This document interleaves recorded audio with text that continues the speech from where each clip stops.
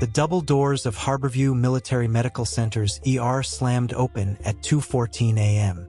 A steel tray hit the tile first.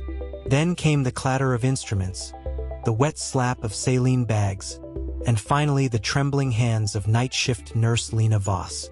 Dr. Elias Brandt's voice cut through the monitors like a scalpel.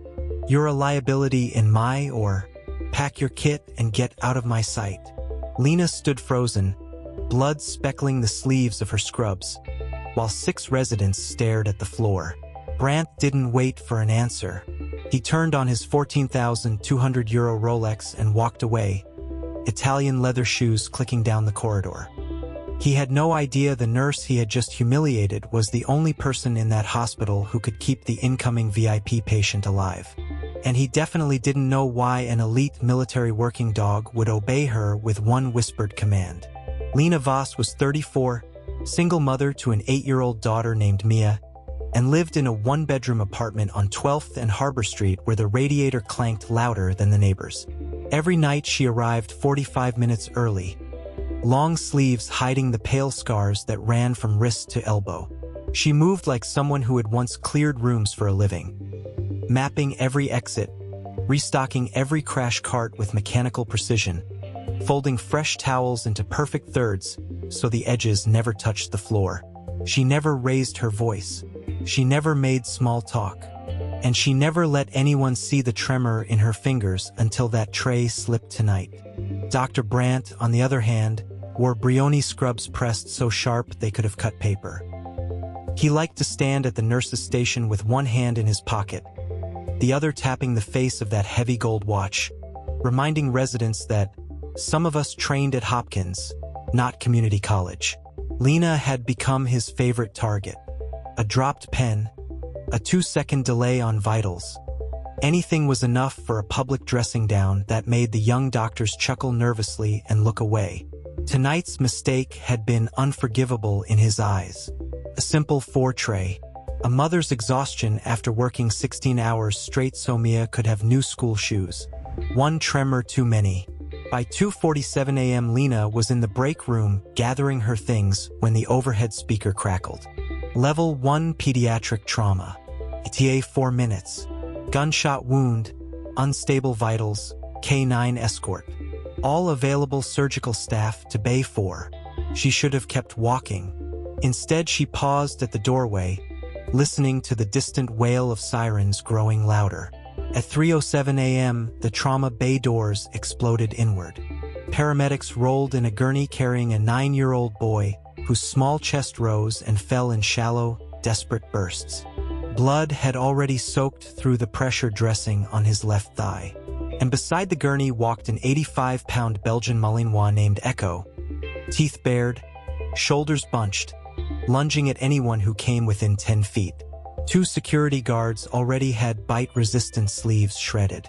A resident tried to approach the boy and the dog nearly took his arm off. "Restrain that animal," Brandt barked from the head of the bed, gloves snapping on. Echo snarled louder. Lena stood just inside the doorway, unnoticed at first.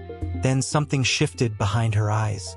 She stepped forward, dropped into a low crouch that made her bad knee pop, and made a soft 2-syllable throat click no civilian on Earth would recognize. The dog froze. 1 heartbeat. 2. Echo's ears flicked forward. The snarling stopped. The 85-pound war dog sat instantly at her side, tail flat, eyes locked on hers like she had just given an order he had been waiting years to hear. Every monitor in the room seemed to hold its breath. Lena didn't look at Brandt. She placed 2 steady fingers on the boy's femoral artery, applied precise pressure exactly where the bullet had torn through, and spoke in a calm, low tone that carried to the entire team. "Femoral pulse is thready at 138. He's lost at least 800 cc's. We need ONEG now, not in 4 minutes. And someone get me 4-0 proline before this kid crashes on the table." The room hung in stunned silence for 3 full seconds. Then the team moved like they had been waiting for someone to finally take charge. Brandt's face went rigid. He opened his mouth, closed it, then pointed a gloved finger at her. "Voss, you're off this case. Protocol violation.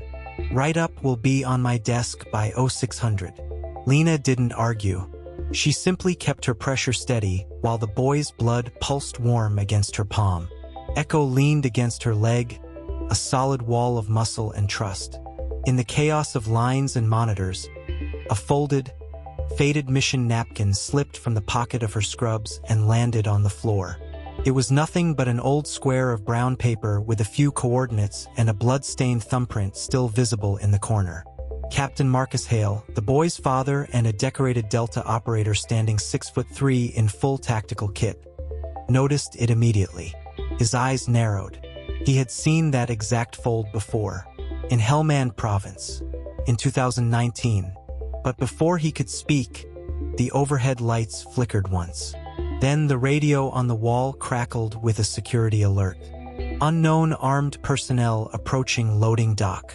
3 men, tactical vests, no badges. They are not responding to challenge. Lena's gaze lifted to the clock. 4:42 a.m. She gently transferred pressure to the resident beside her, stood up, and murmured one more command to Echo that only the dog could hear. The Malinois rose with her, calm now, lethal now, completely hers. Lena Voss rolled her sleeves higher, scars catching the fluorescent light for the first time anyone in that hospital had ever seen them. And for the first time in years, her hands were perfectly steady. The armed intruders hit the loading dock at 4:47 a.m. exactly.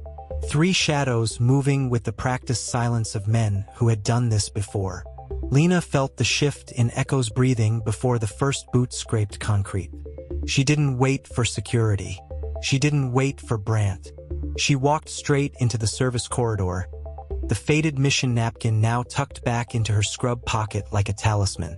The fabric still carried the faint smell of Afghan dust and gun oil, the same scent that had clung to her for weeks after that last extraction. Captain Hale followed 2 steps behind, his rifle slung low, eyes flicking between her and the dog. Brandt's voice barked over the intercom. "Voss, stand down. This is not your lane. You're a nurse, not a goddamn tactical response. Security is en route." Lena didn't answer. She simply keyed the dock door with the override code only 3 people on staff knew. The heavy steel rolled up with a metallic groan that echoed off the concrete walls. Cold night air rushed in, carrying the sharp bite of diesel and rain. The first intruder stepped into the light. Black tactical vest, suppressed MP7, face half hidden behind a balaclava. He raised the weapon. "Stand down or we drop the kid's father right here," he growled. Lena's voice cut through the tension like a scalpel. "You're late, and you brought the wrong caliber for this room."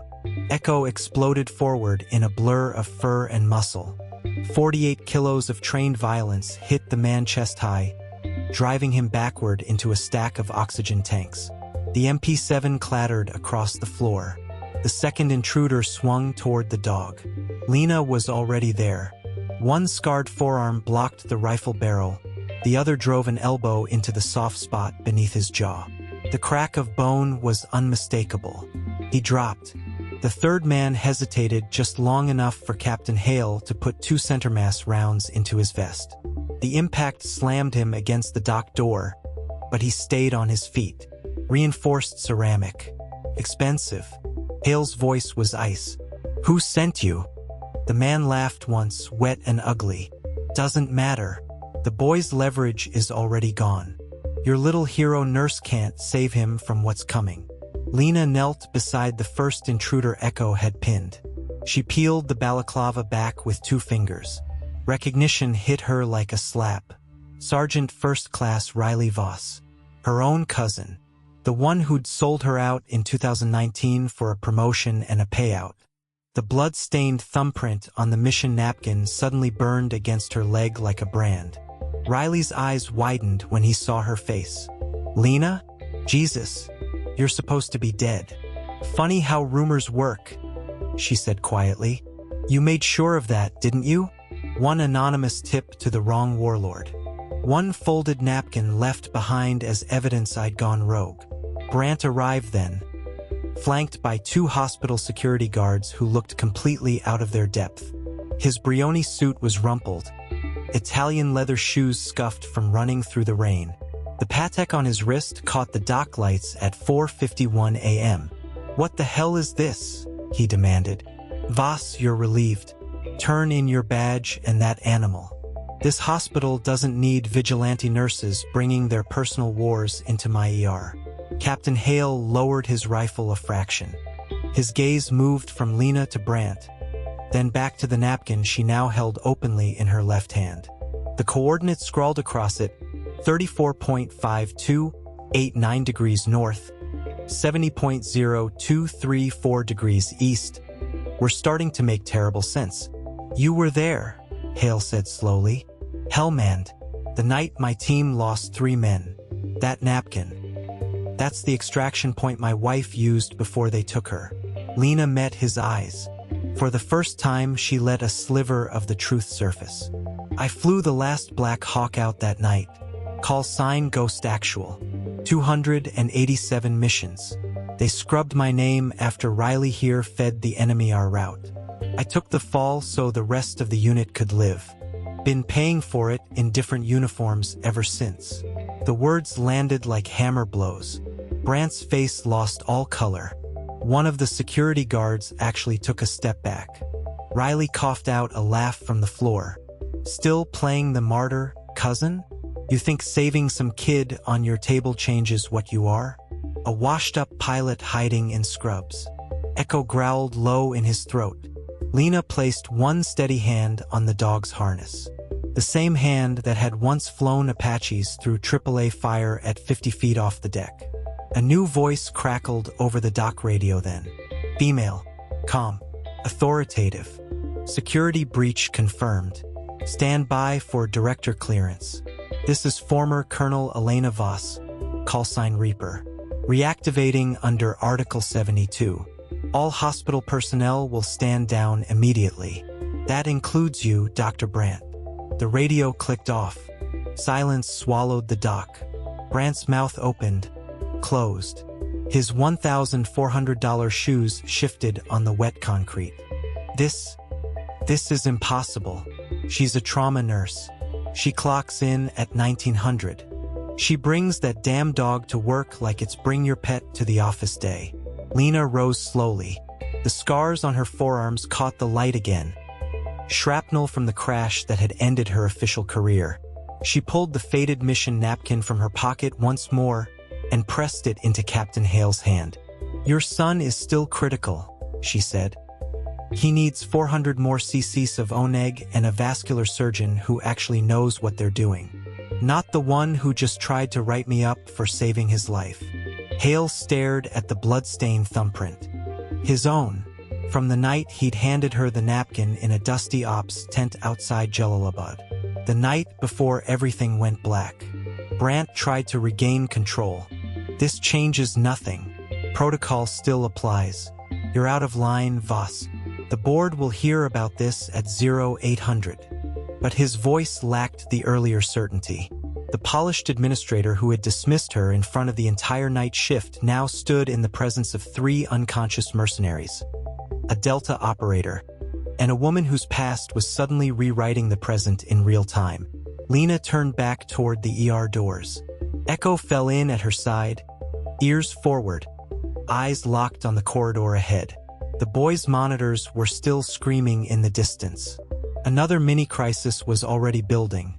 Internal bleeding the resident had missed in the first rush. She could feel it in her bones. At 5:03 a.m., the overhead pager sang out a new code blue. Not for the boy this time. For the ambulance pulling in with 2 more victims from the same crew that had sent the intruders. A deliberate escalation. Someone wanted this personal. Someone wanted her to break cover completely. She glanced once at the mission napkin now resting in Hale's palm. The same square of brown paper that had traveled with her from Hellmand to this rain-slicked loading dock in the middle of Ohio. It wasn't just paper anymore. It was debt. It was memory. It was the slow, procedural collection of everything they had taken from her. Lena Voss rolled her shoulders once, felt the old harness scars pull tight across her back, and walked back into the hospital like a ghost returning to finish what it started. The team in Trauma 2 looked up as she entered. This time no one told her to leave. Not even Brandt, who had followed at a distance, his Italian shoes leaving wet tracks across the scrubbed floor. The boy's pressure had dropped again. 78/42. The resident was sweating through his gown, hands shaking as he tried to find the vessel. Lena didn't ask permission. She simply stepped up to the table, placed 2 steady fingers back on that femoral artery, and spoke the same calm tone that had once directed close air support through sandstorms. "Move. I've got this." And for the first time that night, Dr. Elias Brandt didn't argue. He simply watched as the woman he had tried to fire began to stitch a future back together, one precise suture at a time, while the faded mission napkin sat on the instrument tray like a witness. Outside, the rain intensified against the windows. Inside, the slow leak of Lena Voss's real identity continued to drip into every corner of the hospital. By morning, more than one person would be asking the same question. What else had they missed about the quiet nurse with the dog and the steady hands? The rain hammered the glass like distant .50 cal fire. Lena kept her eyes on the suture line, each knot pulled tight with the same rhythm she once used to dial in targeting solutions at 20,000 feet. The boy's vitals steadied. 92/58. A breath she didn't know she was holding left her lungs. Brandt stood 2 feet away, arms crossed so tight the seams of his white coat strained. His Patek Philippe caught the overhead lights every time he shifted, $48,000 worth of skepticism glinting on his wrist. He said nothing, but his silence had weight now. At 6:47 a.m., the second wave hit. 2 sheriff's deputies pushed through the double doors, radios crackling. They weren't here for the boy. They were here for her. Someone had tipped them that an unlicensed combat medic was practicing inside county lines. The taller deputy, name tag reading Reyes, rested his hand on his holster the way men do when they want you to notice. "Ma'am, we need you to step outside. Now." Lena didn't flinch. She finished the final throw, snipped the tail, and only then looked up. Her gaze carried the same flat authority that had once made Taliban spotters drop their binoculars and run. "Patience not stable for transfer. You want to pull me, you'll kill him." Reyes glanced at Brandt, expecting backup. The chief of emergency medicine said nothing. For 3 full seconds, the only sound was the monitor's steady beep and the rain. Then Brandt spoke, voice low. "She stays." The words landed like a spent casing on concrete. Lena allowed herself one slow blink. The napkin on the tray seemed to pulse under the sterile lights, its coffee-stained edges curling like old burned scars. She remembered the night it was born. Kandahar Forward Operating Base, July 14, 2012.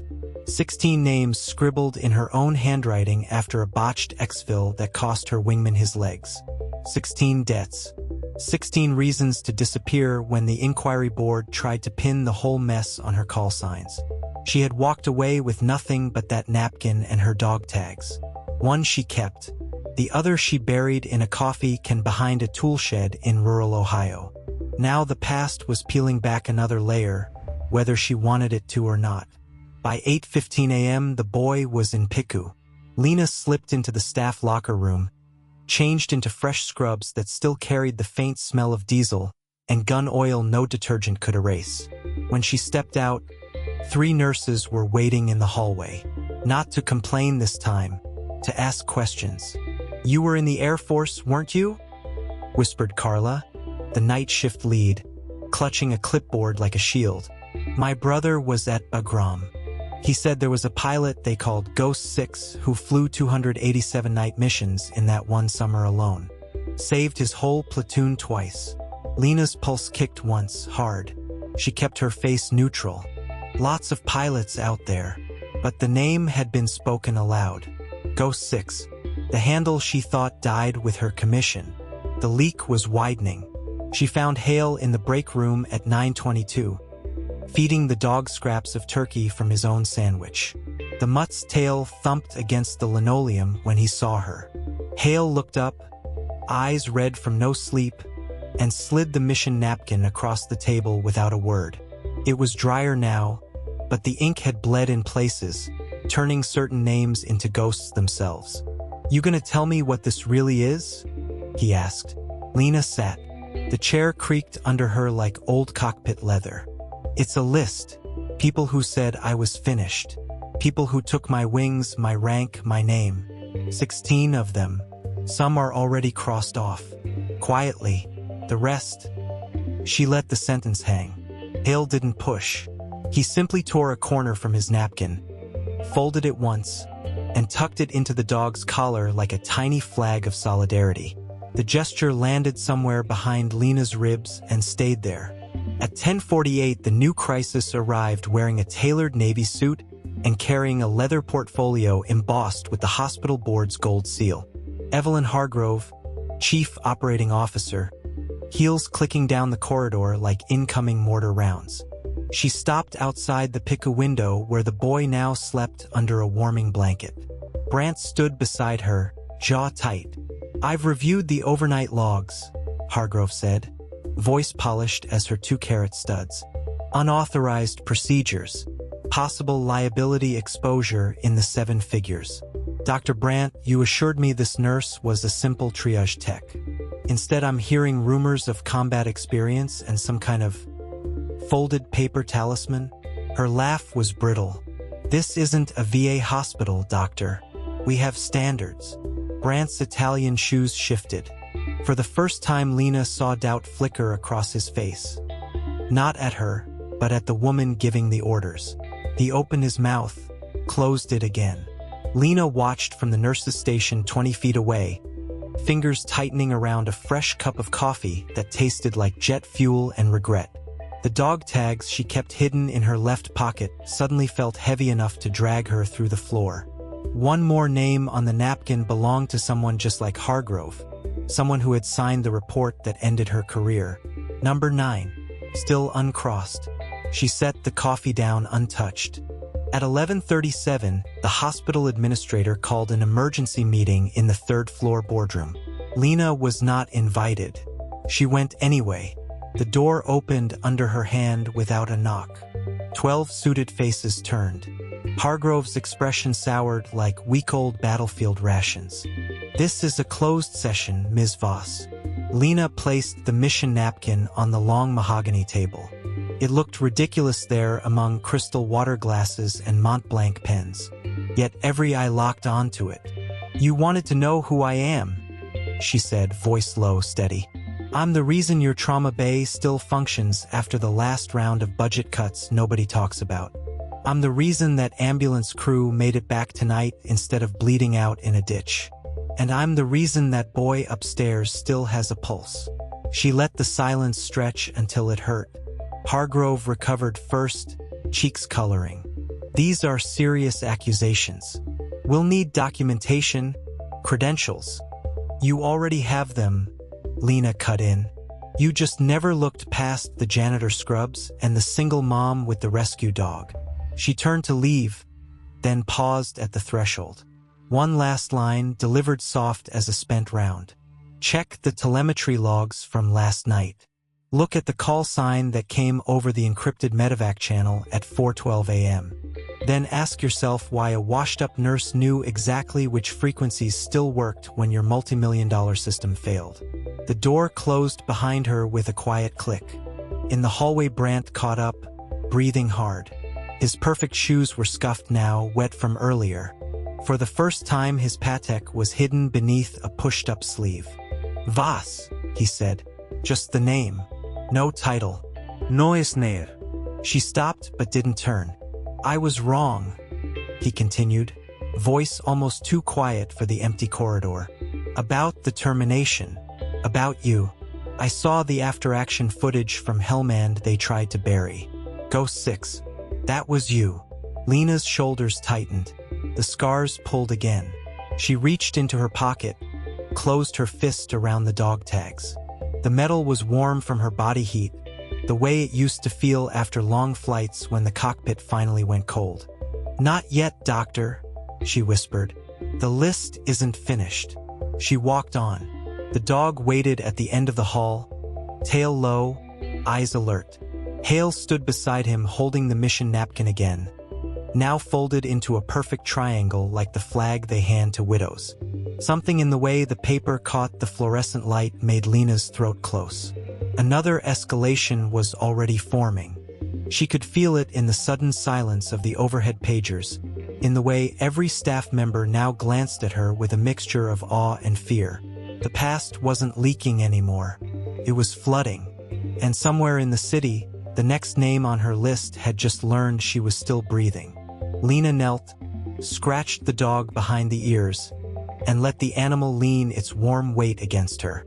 The napkin rested between them like a shared heartbeat. 16 deaths. 9 crossed off in silence over the last 6 years. 7 left. The grind continued.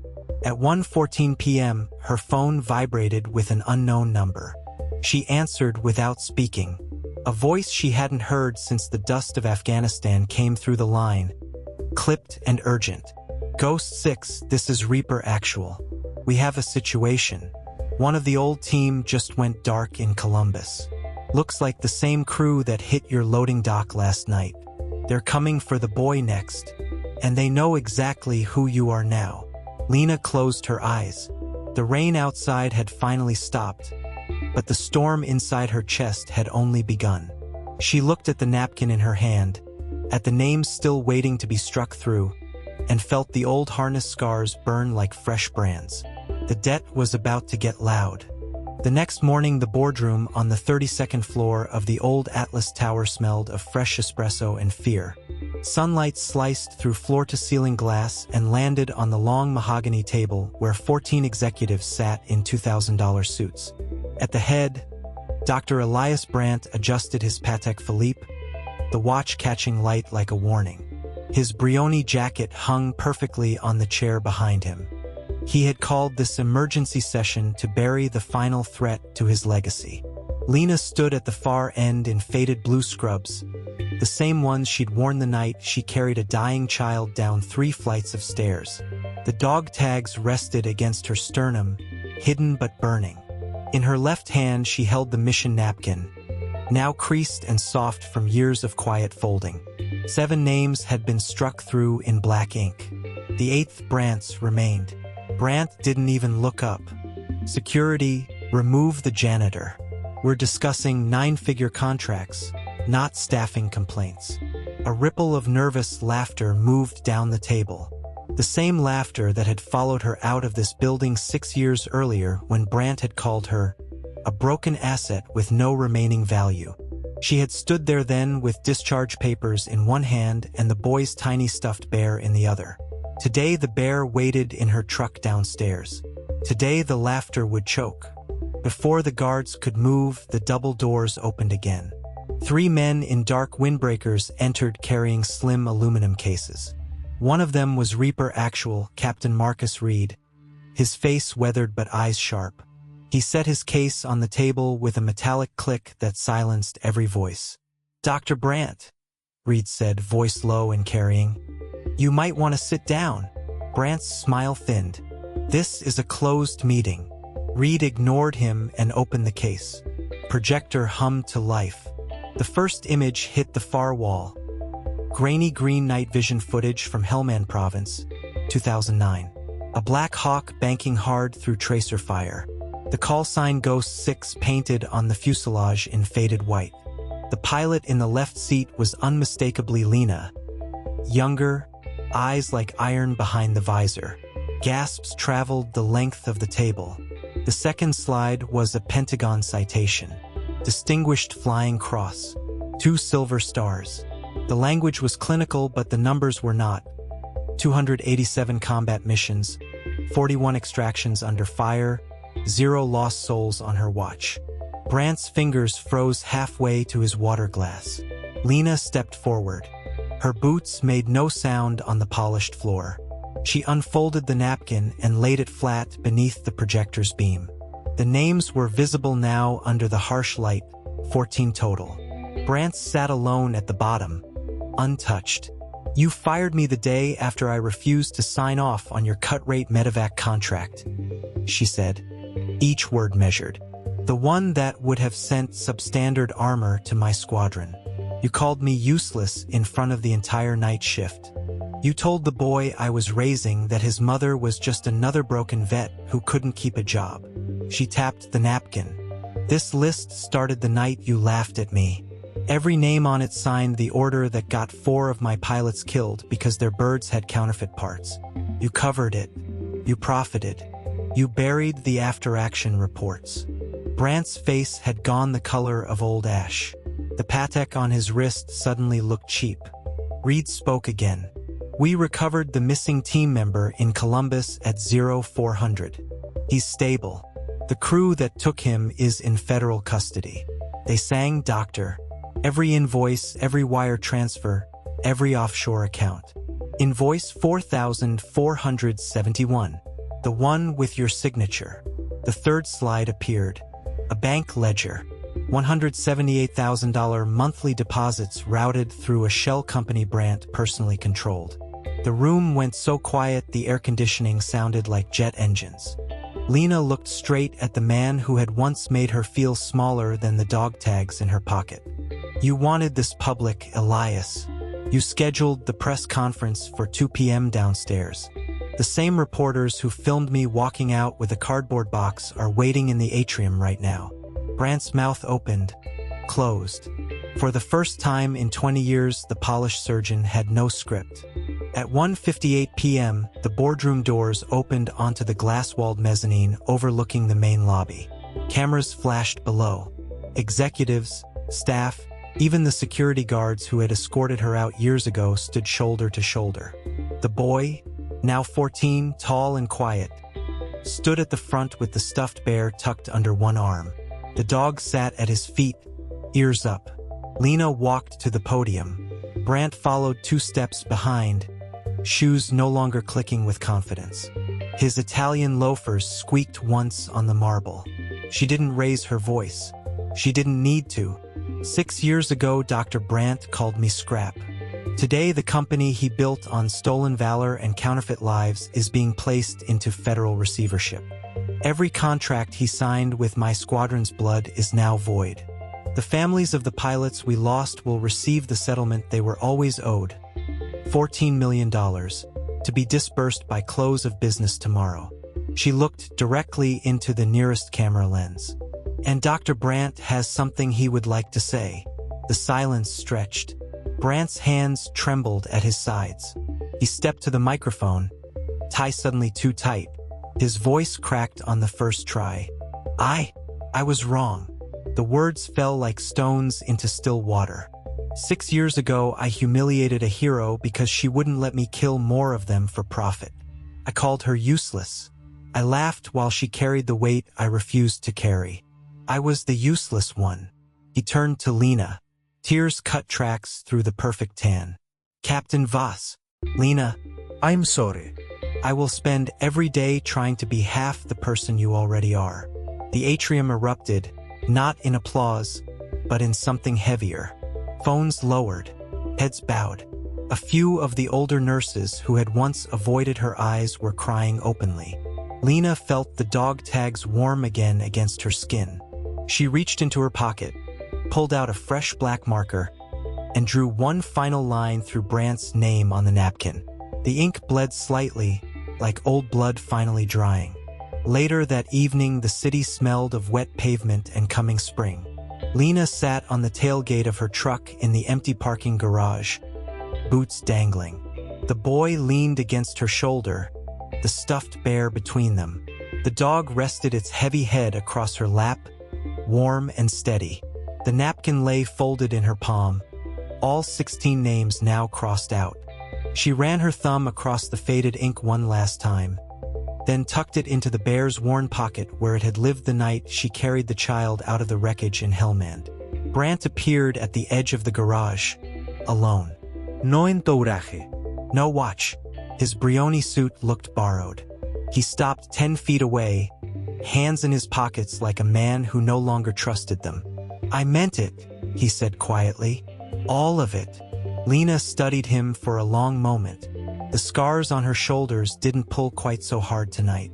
"I know you did." He gave a single nod, turned, and walked back into the shadows. His footsteps faded until only the hum of the city remained. The boy looked up at her. "Is it over, Mom?" She wrapped an arm around him, pulled him close enough to smell the faint hospital soap still in his hair. "It's over." They sat there as the garage lights clicked off one by one, leaving only the soft orange glow of the exit sign. The dog sighed, content. The bear's pocket held the napkin like a secret finally kept. In the quiet that followed, Lena understood something the cockpit had never taught her. Valor isn't loud. It isn't even the missions or the citations or the scars. It's the decision to keep protecting what matters long after the world has told you to stop. It's the single dad, the night nurse, the janitor who refuses to let the powerful rewrite history with other people's lives. Some debts are collected in silence. The ones that matter most are collected where everyone can see, and then released so the healing can finally begin. She closed her fist around the dog tags one last time, felt their familiar weight, and let them rest. The storm was over.